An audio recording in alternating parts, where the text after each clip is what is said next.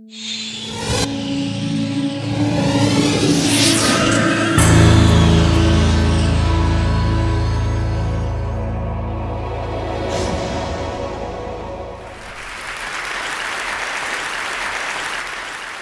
the next 5 minutes, my intention is to transform your relationship with sound.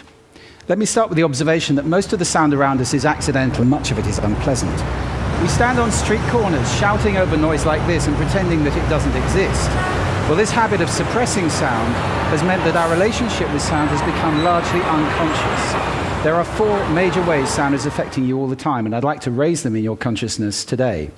First is physiological. Sorry about that, I've just given you a shot of cortisol, your fight-flight hormone. Sound's affecting your hormone secretions all the time, but also your breathing, your heart rate, which I just also did, and your brain waves.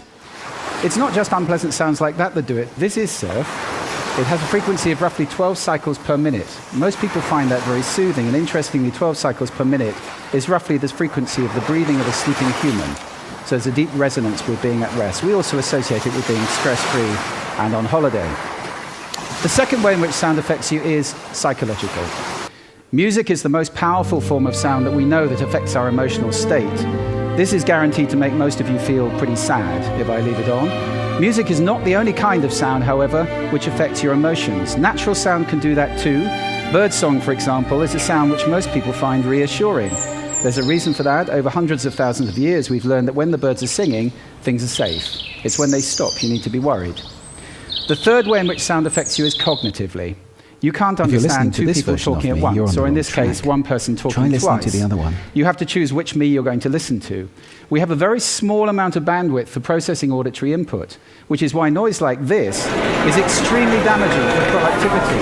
If you have to work in an open-plan office like this, your productivity is greatly reduced, and whatever number you're thinking of, it probably isn't as bad as this. You are 1/3 as productive in open-plan offices as in quiet rooms. And I have a tip for you. If you have to work in spaces like that, carry headphones with you with a soothing sound like birdsong, put them on, and your productivity goes back up to triple what it would be. The fourth way in which sound affects us is behaviorally. With all that other stuff going on, it would be amazing if our behavior didn't change. So ask yourself, is this person ever going to drive at a steady 28 miles per hour? I don't think so. At the simplest, you move away from unpleasant sound and towards pleasant sound. So if I were to play this, for more than a few seconds, you feel uncomfortable. For more than a few minutes, you'd be leaving the room in droves. For people who can't get away from noise like that, it's extremely damaging for their health. And that's not the only thing that bad sound damages. Most retail sound is inappropriate and accidental and even hostile, and it has a dramatic effect on sales. For those of you who are retailers, you may want to look away before I show this slide. They're losing up to 30% of their business with people leaving shops faster or just turning around on the door. We all have done it, and leaving the area because the sound in there is so dreadful. I want to spend just a moment talking about the model that we've developed, which allows us to start at the top and look at the drivers of sound, analyze the soundscape, and then predict the 4 outcomes I've just talked about, or start at the bottom and say what outcomes do we want, and then design a soundscape to have a desired effect. At last, we've got some science we can apply, and we're in the business of designing soundscapes. Just a word on music. Music is the most powerful sound there is, often inappropriately deployed. It's powerful for 2 reasons. You recognize it fast, and you associate it very powerfully. I'll give you 2 examples. Most of you recognize that immediately. The younger, maybe not. And most of you associate that with something. Now, those are 1-second samples of music. Music is very powerful, and unfortunately, it's veneering commercial spaces, often inappropriately. I hope that's going to change over the next few years. Let me just talk about brands for a moment, because some of you run brands. Every brand is out there making sound right now. There are 8 expressions of a brand in sound. They're all important, and every brand needs to have guidelines at the center. I'm glad to say that is starting to happen now. You all recognize that one. This is the most played tune in the world today. 1.8 billion times a day, that tune is played, and it costs Nokia absolutely nothing. Just leave you with 4 golden rules for those of you who run businesses for commercial sound. First, make it congruent, pointing in the same direction as your visual communication. That increases impact by over 1,100%.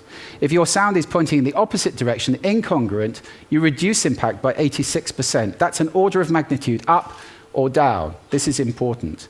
Secondly, make it appropriate to the situation. Thirdly, make it valuable. Give people something with the sound. Don't just bombard them with stuff. And finally, test it and test it again. Sound is complex. There are many countervailing influences. It can be a bit like a bowl of spaghetti. Sometimes you have to just eat it and see what happens. So I hope this talk has raised sound in your consciousness. If you're listening consciously, you can take control of the sound around you. It's good for your health. It's good for your productivity. If we all do that, we move to a state that I like to think will be sound living in the world. I'm going to leave you with a little bit more birdsong. I recommend at least 5 minutes a day, but there is no maximum dose. Thank you for lending me your ears today.